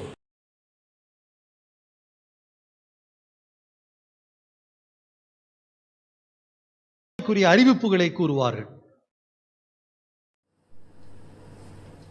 அன்பு திருச்சபை குடும்பத்திற்கும் மற்றும் இணையதள வாயிலாக இந்த ஆராதனையில் இணைந்திருக்கும் அனைவருக்கும் இயேசு கிறிஸ்துவின் இணைய நாமத்தில் வாழ்த்துதல்களை தெரிவித்துக் கொள்கிறோம். கொரோனா கேர் ப்ராஜெக்ட் உங்கள் ஜெபங்களினாலும் நன்கொடைகளாலும் சிறப்பாக இயங்கிக் கொண்டு வருகிறது. இதுவரை 85 குடும்பங்களுக்கு, ஒரு குடும்பத்திற்கு 1000 ரூபாய் மதிப்புள்ள அத்தியாவசிய மளிகை பொருட்கள் கொடுக்கப்பட்டுள்ளன. தொடர்ந்து இது செயல்படுத்தப்படும். அதற்கான ஆலோசனைகளை சேகர குழுவிடமிருந்தும் ஆயரிடமிருந்தும் பெற்றுக்கொண்டிருக்கிறோம். இது தொடர்ந்து நடைபெறும். குறிப்பாக சென்ற வாரம் நமது திருச்சபை மூத்த உறுப்பினர் காலம் சென்ற மிஸ் லதா காருண்யா அவர்கள் இறந்த பின்பும் அவர்களுடைய ஸ்பான்சர் எங்கிருந்தார்களோ அவரிடம் 25,000 ரூபாய் நன்கொடை கொடுத்து இந்த புவர் ஃபண்டுக்கு கொடுத்துள்ளார்கள். அது நேற்றைய தினம் அவர்கள் வந்து அதை கொடுத்து விட்டு போனார்கள். அவர்களை இந்த நேரத்தில் நன்றியோடு நினைவு கூறுகிறோம். மற்றும் நமது ஆலய உறுப்பினர்களும் உறுப்பினர் அல்லாதவர்களும் நிறைய நன்கொடை அளித்துள்ளனர்.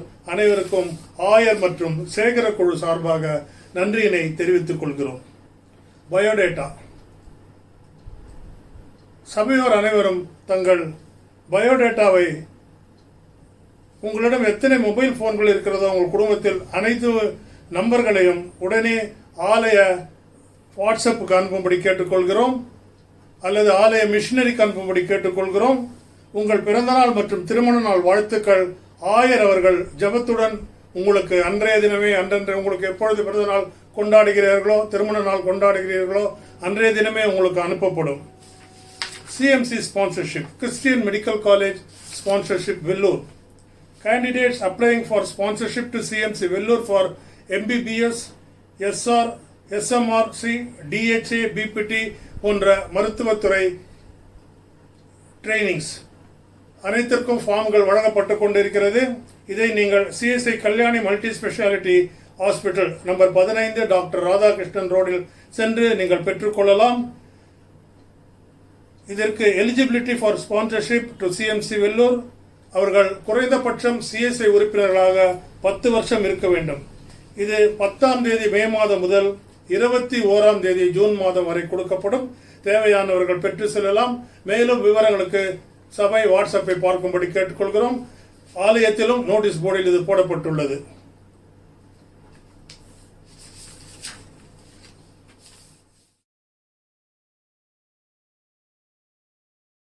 ஆண்டவருக்குள் பிரியமானவர்களே, இன்றைய தினத்தில் நாம் பிலிப்பியர் 2ஆம் அதிகாரத்தை தியானித்தோம். அதை நீங்கள் இன்றும் இந்த வாரத்திலும் வாசித்து ஆழ்ந்த கருத்துக்களை கடவுளிடமிருந்து பெற்றுக்கொள்ளுங்கள். கர்த்தர் சித்தமானால் அடுத்த வாரத்திலே 3ஆம் அதிகாரம் தியானிப்போம். அதையும் நீங்கள் வாசித்து ஆயத்தப்பட அன்போடு கூட கேட்டுக்கொள்கிறேன். இந்த Chennai Purasaiwalkam CSI missionary chapel London mission ஆலயத்தில் சிறு வயதிலிருந்து நான் வளர ஆண்டவர் கிருபை செய்தார். இங்கிருந்து ஊழியத்துக்கு அனுப்பப்பட்டு நம்முடைய CSI சென்னை பேராயத்தின் பல பகுதிகளிலே பல குருசேகரிலே ஊழியம் செய்யவும், மேலும் இந்திய சுதேச மிஷனரி சங்கம் நேஷனல் மிஷனரி சொசைட்டி ஆஃப் இந்தியாவிலே ஜெனரல் செக்ரட்டரியாக பொது செயலராக 6 ஆண்டுகள் ஊழியம் செய்யவும், தொடர்ந்து நம்முடைய சென்னை பேராயத்தின் பல சபைகள் ஊழியம் செய்யவும் கர்த்தர் கிருபை செய்தார். இந்த ஆலயத்திலே பல ஆண்டுகளுக்கு பிறகு என்னை ஆயராக நியமித்தார்கள். கடவுளுக்கு ஸ்தோத்திரம். கடந்த 4 ஆண்டுகளாக உங்களோடு இணைந்து என்னுடைய தாய் சபையில் ஊழியம் செய்ய கர்த்தர் கொடுத்த வாய்ப்புக்காக ஆண்டவரை ஸ்தோத்திரிக்கிறேன். உங்கள் யாவருக்கும் உங்களுடைய ஜெபங்களுக்கு நன்றி தெரிவிக்கின்றேன். தொடர்ந்து இந்த புதிய ஆண்டிலும் கர்த்தர் நம்மையும் ஊழியங்களை ஆசீர்வதிக்க நீங்கள் இணைந்து ஜெபித்து செயலாற்றவும், எனக்காகவும் என் குடும்பத்திற்காகவும் ஜெபிக்கவும் அன்போடு கூட கேட்டுக்கொள்கிறேன். இப்பொழுதும் இந்த வாரத்தில் தங்கள் பிறந்த நாட்கள் மற்றும் திருமண ஆண்டு நிறைவு நாட்களை காண்போரை நாம் வாழ்த்துகின்றோம். அவருடைய பெயர்களை நீங்கள் பார்க்கும்போது அவர்களுக்காக ஜெபிக்கலாம்.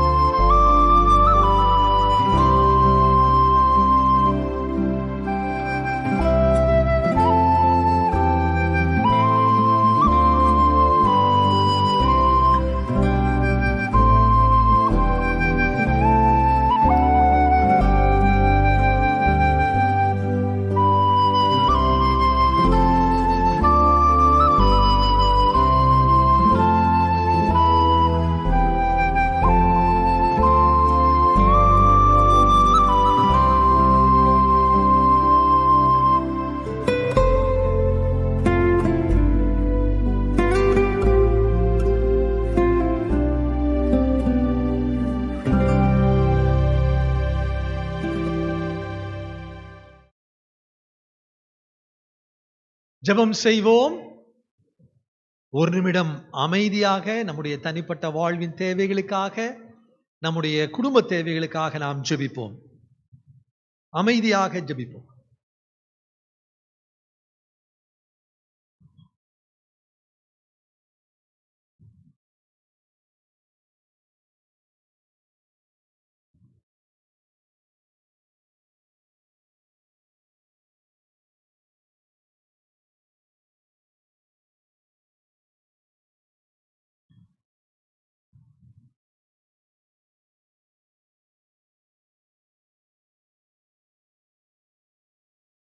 மகா பரிசுத்தமும் கிருபையும் நிறைந்த எங்கள் அன்பின் ஆண்டவரே, இந்த மனமகிழ்ச்சியின் நன்னாளுக்காக நாங்கள் நன்றி செலுத்துகிறோம்.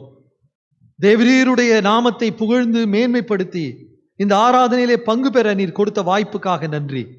இந்த வாரத்தில் தங்கள் பிறந்த நாட்கள், திருமண ஆண்டு நிறைவு நாட்கள் காண்கிற அனைவரையும் நீர் ஆசீர்வதியும். இதை போல இன்னும் அநேக நன்னாட்களை காண அவர்களுக்கு சுகம்பல நீடி ஆயுள் தருவீராக. ஏசாயா 58:11 சொல்லுகிறபடி, கர்த்தர் நித்தமும் உன்னை நடத்தி மகா வறட்சியான காலங்களில் உன் ஆத்துமாவை திருப்தியாக்கி உன் எலும்புகளை நிணமுள்ளதாக்குவார். நீ நீர்ப்பாய்ச்சலான தோட்டத்தைப் போலவும் வற்றாத நீரூற்றைப் போலவும் இருப்பாய் என்ற வாக்கின்படி இவர்களை நிறைவாக ஆசீர்வதிக்க ஜெபிக்கிறோம். இப்பொழுதும் தங்கள் இதயத்தின் ஆழத்திலிருந்து உம்மிடத்திலே தங்கள் விண்ணப்பங்களை ஏறெடுத்த உம்முடைய அடியார்களின் ஜெபங்களை எல்லாம் கேளும். அவர்கள் விண்ணப்பங்களுக்கெல்லாம் நீர் செவி சாய்த்து பதிலளிக்கும்படியாய் ஜெபிக்கிறோம். குறிப்பாக சுகவீனமாயிருப்போருக்காக நாங்கள் ஜெபிக்கிறோம் சுவாமி. இந்த கொடிய கொரோனா கொள்ளை நோயினால் பாதிக்கப்பட்டு மருத்துவமனையில் சிகிச்சை பெறுகிறவர்கள், வீட்டிலே தனிமைப்படுத்தப்பட்டிருக்கிற மக்கள், ஆண்டவரே பல்வேறு மற்ற வியாதிகளினால் பாதிக்கப்பட்டிருக்கிற ஒவ்வொருவரையும் உம்முடைய கரங்களிலே தருகிறோம். உம்முடைய வல்லமை அவர்களிலே பாய்ந்து செல்வதாக. தேவனால் கூடாத காரியம் ஒன்றுமில்லை, இதை நாங்கள் விசுவாசிக்கிறோம். நீ விசுவாசித்தால் தேவனுடைய மகிமை காண்பாய் என்று கூறினீரே. இப்பொழுது நாங்கள் விசுவாசிக்கிறோம். எங்கள் அவிசுவாசம் நீங்கும்படி எங்களுக்கு உதவி செய்யும். உம்முடைய தழும்புள்ள கரங்களை நீட்டி தொட்டு சுகப்படுத்துவீராக. உம்முடைய தழும்புகளால் குணமாக வாசிக்கிற வசனத்தின்படி ஆசீர்வதியும். நீதிமான் செய்யும் ஊக்கமான வேண்டுதல் மிகவும் மிகவும் பலமுள்ளதாக இருக்கிறது என்ற வாக்கின்படி நாங்கள் எங்களை தாழ்த்தி உம்மை நோக்கி பார்க்கிறோம். எங்கள் ஜெபங்களுக்கு பதிலளித்து ஆசீர்வதிப்பீராக.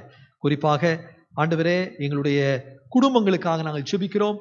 ஒவ்வொரு குடும்பத்திலும் சந்தோஷத்தை சமாதானத்தை தாரும் ஆண்டவரே. குடும்பத்தின் குறைவுகளெல்லாம் நீக்கி நீர் நிறைவாக்கும்படியாக ஜெபிக்கிறோம். தேவைகளெல்லாம் சந்திக்க ஜெபிக்கிறோம். குடும்பத்தின் பிள்ளைகளுக்காக ஜெபிக்கிறோம். படிக்கிற பிள்ளைகளுக்கு ஞான வரங்களை தாரும். புதிய கல்வி ஆண்டிலே இணைந்திருக்கும் போது, புதிய வகுப்புகளுக்கு செல்லும் போது அவர்களோடு கூட நிற்பீராக.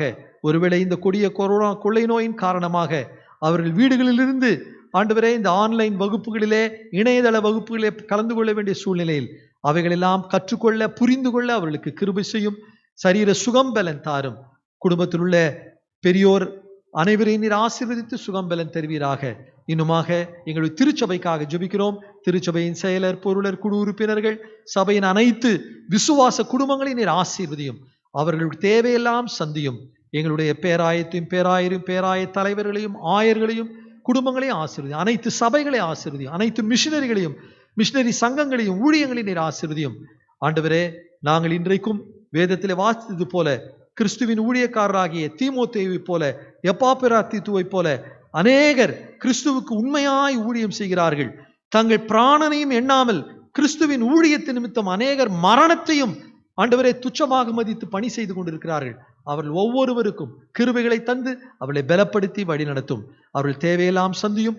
அந்த பிலிப்பி திருச்சபை அவர்களை ஜபத்தால் ஈகையால் தாங்கினது போல உம்முடைய பிள்ளைகளாகி நாங்களும் இப்படிப்பட்ட ஊழியர்களை கனமாக எண்ணி கனம் பண்ணி அவர்களை தாங்க எங்களை பலப்படுத்தும். தொடர்ந்து உம்முடைய நன்மையினால் கிருபையினால் எங்களை நிரப்பும். எங்கள் நாட்டுக்காக ஜெபிக்கிறோம். நாட்டில் இருக்கிற இந்த அவல நிலையை நீர் மாற்றி ஆண்டவரே சீக்கிரமாக சாதாரண நிலை திரும்ப கிருபை செய்யும். உலக அளவிலே சமாதானத்தை கட்டளையிடும். ஆண்டவரே, உலக உச்சி மாநாடுகள் நடக்கும் போதும் அவர்கள் மத்தியிலே சமாதானத்தை தந்து வழி நடத்தும். உலக அளவிலே நீர் இந்த கொடிய கொரோனா கொள்ளை நோயை அகற்றி போட்டு அனைத்து நாடுகளும் ஆண்டவரே மக்களும் மகிழ்ச்சியுடன் வாழ கிருபை செய்யும். எல்லாவற்றுக்கும் மேலாக இவைகளெல்லாம் உடைய வருகை சமீபம் என்பதை உணர்த்துகிறது. கிறிஸ்துவின் நாள், the day of Christ is at hand. ஆண்டவரே, அது சமீபமாயிருப்பதனால் உடைய வருகைக்கு எங்களை ஆயத்தப்படுத்தி நாங்கள் பரிசுத்தமுள்ளவர்களாய், குற்றமற்றவர்களாய், துப்புரவானவர்களாய், ஆண்டவரே இயேசுவின் மாசற்ற பிள்ளைகளாய் காணப்பட கிருபை செய்யும்படியாய் உம்முடைய பலத்த கைக்குள் அடங்கி இருக்க எங்களை தாழ்த்தி ஒப்புவித்து ஆண்டவர் இயேசு கிறிஸ்துவில் இருந்த சிந்தையே எப்பொழுதும் எங்களில் இருந்து உம்முடைய சாட்சிகளாக வாழ கிருபை செய்யும்படியாய் இயேசுவின் நாமத்தில் தாழ்மையோடு ஜெபிக்கிறோம் பிதாவே, ஆமேன். பரமண்டலங்கள் இருக்கிற எங்கள் பிதாவே, உம்முடைய நாமம் பரிசுத்தப்படுவதாக, உம்முடைய ராஜ்யம் வருவதாக, உம்முடைய சித்தம் பரமண்டலங்களிலே செய்யப்படுவது போல பூமியிலே செய்யப்படுவதாக. அன்றனுள்ள அப்பத்தை இன்று எங்களுக்கு தாரும். எங்களுக்கு விரோதமாய் குற்றம் செய்தவர்களை நாங்கள் மன்னிக்கிறது போல எங்கள் குற்றங்களை மன்னியும். எங்களை சோதனைக்குள் பிரவேசிக்க பண்ணாமல் தீமை என்று ரட்சித்துக் கொள்ளும். ராஜ்யமும் வல்லமையும் மகிமையும் என்றென்றைக்கும் உம்முடையவைகளே, ஆமென். நம்முடைய ஆண்டவராகிய இயேசு கிறிஸ்துவின் கிருபையும் தந்தையாகிய கடவுளின் அன்பும் தூய ஆவியானவரின் வழிநடத்தலும் ஆசீர்வாதமும் நம் அனைவரோடும் எப்பொழுதும் நிலைத்திருப்பதாக. ஆமென்.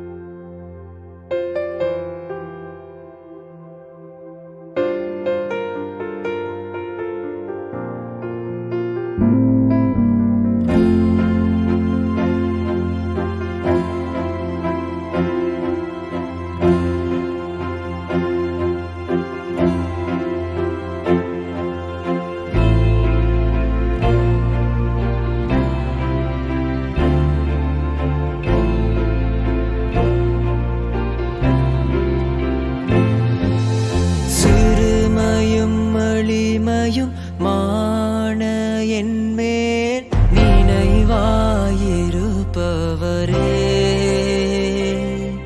என் பெலனும் நீரே, கோட்டையும் நீரே, உம்மை தேடுகிறே. என் பெலனும் நீரே, கோட்டையும் நீரே, உம்மை வாஞ்சிக்கிறே. கர்த்தாவே, நான் நிலையற்றவன், என் கால்களை ஸ்திரப்படுத்தும்.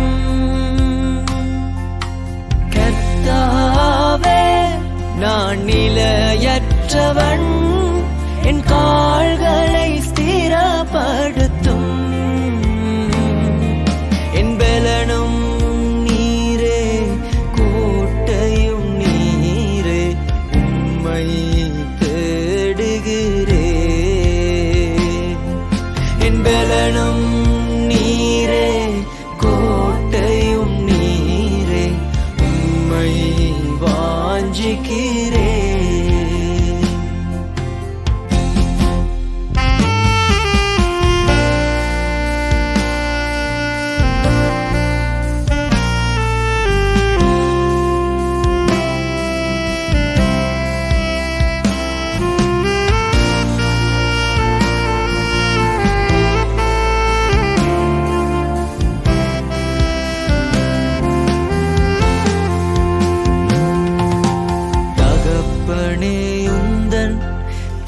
கொண்ட அன்பா தழுவி என்னை தாங்குமே. தகப்பனே, உந்தன் தலை கொண்ட அன்பா தழுவி என்னை தாங்குமே. தயங்கிடும் நேரத்தில் தேவா, உந்தன் தோளில் சுமந்திடுமே. தயங்கிடும் நேரத்தில் தேவா, உந்தன் தோளில் சுமந்திடுமே. கர்த்தாவே, நான் நிலையற்றவன், என் கால்களை ஸ்திரப்படுத்தும். கர்த்தாவே, நான் நிலையற்றவன், என் கால்களை ஸ்திரப்படுத்தும். என் பெலனும் நீரே, கோட்டையும் நீரே, உம்மை தேடுகிறே.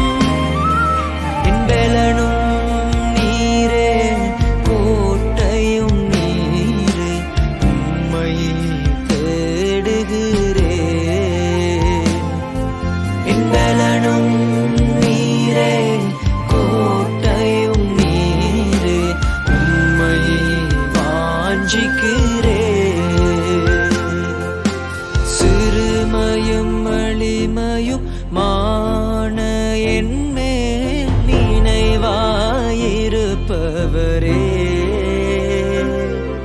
என் பலனும் நீரே, கோட்டையும் நீரே, உம்மையே தேடுகிறேன்.